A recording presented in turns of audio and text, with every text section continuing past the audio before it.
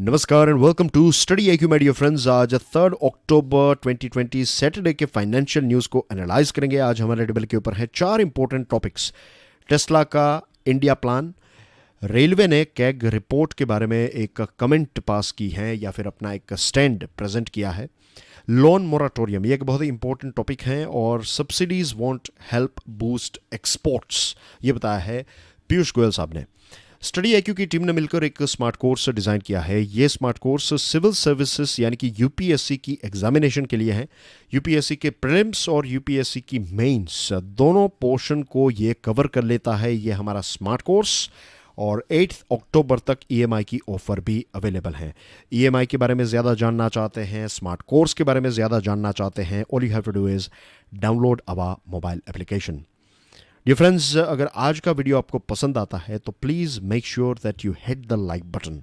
अगर ये सीरीज़ आपको पसंद है, रेगुलरली आप इसको फॉलो करते हैं या फिर आपने इसकी शुरुआत की है, तो प्लीज़ मेक श्योर कि आप दूसरे स्टूडेंट्स के साथ भी इस वीडियो सीरीज़ को, वीडियो लिंक को, पीडीएफ को शेयर करें। हमारी चैनल को सब्सक्राइब करना ना भूलें। अगर आपने सब्सक्राइब कर लिया है तो 3 और स्टूडेंट्स को स्टडी आईक्यू के बारे में ज़रूर बताइएगा। लेक्चर की पीडीएफ को डाउनलोड करने के लिए check out my Telegram channel and you can follow me on Facebook as well. Tesla के सीईओ एलोन मस्क, आपने इनका नाम सुना होगा, इनकी बायोग्राफी भी हमारी चैनल के ऊपर अवेलेबल है। तो एलोन मस्क ने एक ट्वीट के माध्यम से ट्विटर हैंडल के ऊपर यह बताया है कि Tesla will enter India next year, यानी कि 2021 में टेस्ला जो है वो भारत की मार्केट में एंटर होगी। अगर आपने पहली बार ये बात सुनी है तो लेट मी टेल यू कि इससे पहले भी कई बार टेस्ला के सीईओ ने ये बात बताई है, लेकिन टेस्ला को भारत में लॉन्च नहीं कर पाए हैं। टेस्ला आज दुनिया की सबसे वैल्यूएबल कार मेकर कंपनी बन चुकी है, और स्पेस और दूसरे भी प्लेटफॉर्म्स के ऊपर, दूसरे सेक्टर में भी टेस्ला जो है वो काफ़ी फेमस है। इकोनॉमिक टाइम्स ने 21 सितंबर 2020 को ये बताया था कि Tesla has shown initial interest to invest in a research and innovation centre in Karnataka and that talks were at a preliminary stage. अभी बहुत ही फर्स्ट स्टेज के ऊपर बातचीत चल रही है भारत सरकार, कर्नाटका सरकार और टेस्ला के बीच में, कि टेस्ला जो है वो इंटरेस्टेड है कि वो अपना R&D या फिर रिसर्च एंड इनोवेशन सेंटर जो है वो कर्नाटका में खोलें। इसको वो कहते हैं गीगा फैक्ट्रीज। आपको याद दिलाना चाहूँगा कि टेस्ला ने बताया था कि चाइना में वो गीगा फैक्ट्री खोल रहे हैं और एशिया में दूसरी जगहों पर भी गीगा फैक्ट्रीज खोली जाएगी, लेकिन जो दूसरी गीगा फैक्ट्री वो अमेरिका में खोल रहे हैं वो ख़त्म हो जाएगी, उसके बाद वो फिर एशिया में आ सकते हैं। और एशिया में दूसरा जो सेंटर है वो लगता तो ऐसा ही है कि भारत होगा। गौरव गुप्ता, जो principal secretary of Karnataka commerce and industry department के प्रिंसिपल सेक्रेटरी हैं, तो उन्होंने ये बताया कि वी हैव ऑफर्ड देम, यानी कि टेस्ला को कर्नाटका सरकार ने सारे सपोर्ट का ऑफ़र किया है। बताया है कि बेंगलोर जो है ये एक बहुत ही फेवरेबल जगह है, फेवरेबल इकोसिस्टम है इलेक्ट्रिक व्हीकल्स और टेस्ला जैसी कंपनी के लिए। बेंगलोर के बारे में आप जानते हैं कि हमारे देश का सिलिकॉन वैली के तौर पर भी इसको जाना जाता है, और बहुत सारे ऐसे बड़े बड़े नाम जो हैं वो बेंगलोर में स्थापित हैं। एनालिस्ट्स और एक्सपर्ट का कहना यह है कि टेस्ला की एंट्री भारत में जब होगी, भारत की मार्केट में होगी, तो इससे कोई इतना बड़ा डिसरप्शन नहीं होगा, ये कोई बिग बैंग एंट्री नहीं होगी। उसके पीछे रीज़न ये है क्योंकि टेस्ला जो है ये सिर्फ प्रीमियम व्हीकल्स बेचेगी, बहुत ही एक्सपेंसिव इनकी कार्स होगी। इंडियन मेकर जो है टाटा, तो टाटा ने अपनी एक कंपनी है जिसका नाम नॉट कंपनी सॉरी एक कार है जिसका नाम है नेक्सॉन, राइट, टाटा नेक्सॉन। तो टाटा ने इलेक्ट्रॉनिक एक ईवी नेक्सॉन जो है वो लॉन्च की है, और होपफुली कुछ दिनों के अंदर मैं भी इस कार को चलाने वाला हूं। तो आई एम वेरी एक्साइटेड, पहली बार मैं कोई इलेक्ट्रॉनिक व्हीकल को चलाऊंगा, तो I am super excited about it. और दूसरी 2 कंपनीज भी हैं, एक है Hyundai की कार का नाम मैं भूल गया, very expensive car, it's somewhere around 28-30 lakh rupees की वो कार है। एंड MG की एक कार है, उसका भी नाम भूल गया, but the first car that hopefully I will drive EV is going to be this one, Nexon. तो ये जो कार्स हैं, फॉर एग्जांपल नेक्सॉन की कीमत कुछ 20 लाख रुपीस के आसपास है, उसके अंदर है, तो that is also a very expensive car, right. और ये जो टेस्ला की कार्स होगी, आई थिंक ये तो 40-50 लाख या फिर उससे ज़्यादा एक्सपेंसिव कार्स होगी।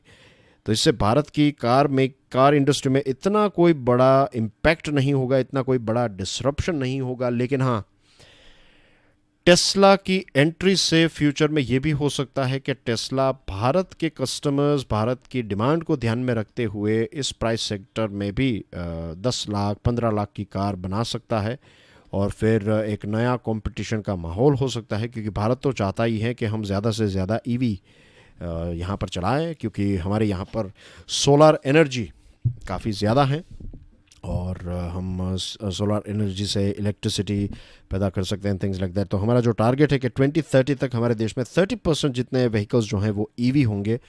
तो इस टारगेट के लिए ये भले ही एक्सपर्ट्स मानते हैं कि ये कोई बड़ा डिस्ट्रप्शन नहीं होगा, लेकिन मैं इसको एक अलग लेवल से, एक अलग एंगल से देख रहा हूँ। ये मेरी सोच है कि टेस्ला की एंट्री से जो दूसरे कार मैन्युफैक्चरर्स हैं उनको भी एक आज नहीं तो कल एक कंपटीशन फेस करनी पड़ेगी। ये उनके लिए भी एक सोचने का पॉइंट होगा कि आज भले ही टेस्ला प्रीमियम कार्स बनाए, लेकिन फ्यूचर में टेस्ला जो है वो भारत के लिए 15-20 लाख वाली कार्स भी बना सकता है, ईवी कार।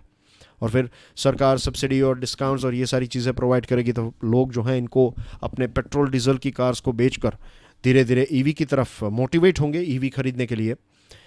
तो ये एक ऐसी अपॉर्चुनिटी लेकर तो डेफिनेटली टेस्ला हमारे देश में आएगी। इलॉन मस्क ने भारत के टैक्स रेगुलेशन और टैरिफ्स के ऊपर इल्ज़ाम लगाया था पास्ट में। उन्होंने बताया था कि भारत में टैक्स रेगुलेशंस और टैरिफ्स ज़्यादा होने की वजह से टेस्ला जो है वो टाइम पर मार्केट में एंटर नहीं हो पाई। अभी कुछ दिनों पहले हार्ली डेविडसन के बारे में हम बात कर रहे थे। फिर फोर्ड ने भी जो अपने ऑपरेशंस हैं वो महिंद्रा को बेच दिए हैं। तो बहुत सारी अमेरिकन कंपनीज जो हैं वो भारत को छोड़कर चली गई हैं। और ईवी मार्केट के बारे में ये बताया जाता है कि 2025 तक हमारे देश में 50,000 करोड़ की ये मार्केट हो जाएगी ईवी। तो that's again a very aspiring figures. Railways on CAG report. कुछ दिनों पहले कैग रिपोर्ट ने रेलवे के बारे में ये बताया था कि इंडियन रेलवेज ने विंडो ड्रेसिंग की है। विंडो ड्रेसिंग का मतलब ये है कि ऊपर ऊपर से अपने चीज़ों को काफ़ी अच्छा दिखाया है, लेकिन अंदर से चीज़ें जो हैं वो खोखली हैं। तो कैग के इस रिपोर्ट को रिप्लाई करते हुए इंडियन रेलवेज ने ये बताया है कि ये बात गलत है, ऐसे शब्दों का इस्तेमाल जो है वो नहीं करना चाहिए। ये विंडो ड्रेसिंग फ्रेज जो हैं उनको कैग ड्रॉप कर दें। कैग ने ये बताया कि जो वर्किंग एक्सपेंसेस हैं और ऑपरेटिंग रेशियो जो हैं उसको अच्छा दिखाने की कोशिश की है। ऑपरेटिंग रेशियो का मतलब ये होता है कि एक ऐसी अमाउंट जो रेलवे खर्च करती है ताकि वो, let me read it out in English और फिर मैं इसको ट्रांसलेट करके आपको समझा देता हूँ। Operating ratio is the amount of money the national transport that is railway spends to earn each rupee. आप अगर 1,000 रुपये इन्वेस्ट करते हैं तो फिर उसमें से कितने पैसे आपको वापस मिलेंगे, राइट। तो ये जो रेशियो है that is operating ratio. The lower the ratio the healthier is finances. अगर किसी भी कंपनी का ऑपरेटिंग रेशियो कम होता है तो इसका मतलब यह है कि उनके फाइनेंसेस जो हैं वो ज़्यादा हेल्थी होंगे। Railway official said such characterisation and was unwarranted as this has been standard accounting practice। Last year भी हमने इसी प्रैक्टिस को फॉलो किया था, एक लंबे टाइम से यही प्रैक्टिस को फॉलो की जा रही है, तो फिर आप हमारे ऊपर ये इल्ज़ाम क्यों लगा रहे हैं। अब नाउ द प्रॉब्लम ये है कि एक पॉलिसी है, राइट। ये पॉलिसी ऐसी है कि अगर आप एक बड़े कस्टमर हैं रेलवे के, आप अपना एक बड़ी फैक्ट्री है आपकी या फिर एक बड़ी कंपनी है जो अपना ज़्यादातर सामान रेलवे से ट्रांसपोर्ट करती है, तो आप जो हैं वो एडवांस पैसे देकर एक फ़िक्स टैरिफ ले सकते हैं कि आपको लेट्स से 1 टन के लिए 1 टन सामान आपको भेजना है तो उसकी कीमत लेट्स से 1,000 रुपये है फॉर एग्जांपल। तो ये अगर आप एडवांस में पे कर देंगे तो अगर टैरिफ बढ़ भी जाता है तो भी आपको तो 1,000 रुपये ही पे करने हैं, लेकिन उसके लिए आपको एडवांस पेमेंट करना है। तो एडवांस पेमेंट जब आपके पास आएगा, 2021 का अगर एडवांस पेमेंट आपके पास आ गया है तो 2020 में अगर आप उसको दिखाएंगे तो वो काफ़ी अच्छा लगेगा। तो रेलवे ने ये बताया, तो हम तो यही कर रहे हैं। लास्ट ईयर भी यही हो रहा था, ये पॉलिसी में कस्टमर से हम एडवांस पैसे ले रहे हैं, तो इसमें आप ऐसा गलत कैसे कह सकते हैं।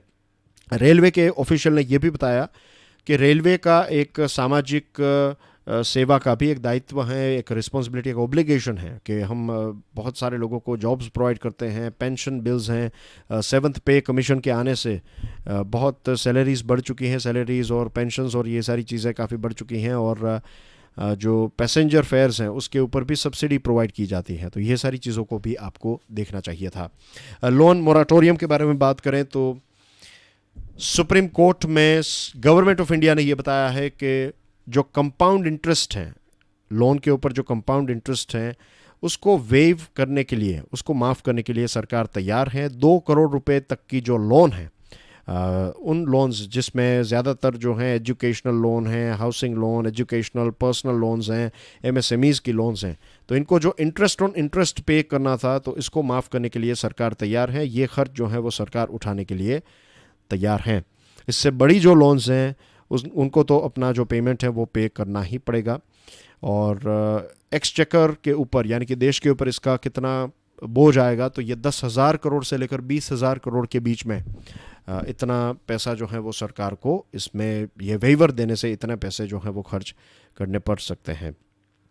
गवर्नमेंट ने ये भी स्ट्रांगली आर्ग्यूमेंट दी कि सभी लोन्स जो हैं, जितनी भी लोन्स ली है, ये सारी की सारी लोन्स के ऊपर अगर सरकार ने इंटरेस्ट ऑन इंटरेस्ट और ये सारी चीज़ें माफ़ कर दी तो फिर लगभग 6 लाख करोड़ रुपए का नुकसान हो सकता है, और ये बहुत बड़ा नुकसान होगा। बहुत सारी बैंक्स जो हैं वो बर्बाद हो जाएगी और बहुत सारी बैंक्स परमानेंटली बंद हो जाएगी अगर इतना सभी के सभी लोन्स के ऊपर वेव किया तो। और स्टार्टिंग में ये हुआ था कि सरकार जो है वो लोन इंटरेस्ट पेमेंट के बारे में बात कर रही थी, लेकिन फिर सुप्रीम कोर्ट ने एक फर्म स्टैंड लिया कि फिर मोराटोरियम का कोई मतलब ही नहीं रहेगा अगर इंटरेस्ट ऑन इंटरेस्ट पे करना पड़ा तो। लेकिन अब ये एक अच्छी बात है कि एमएसएमईज और छोटी छोटी लोन्स के लिए सरकार वेवर देने के लिए तैयार हैं।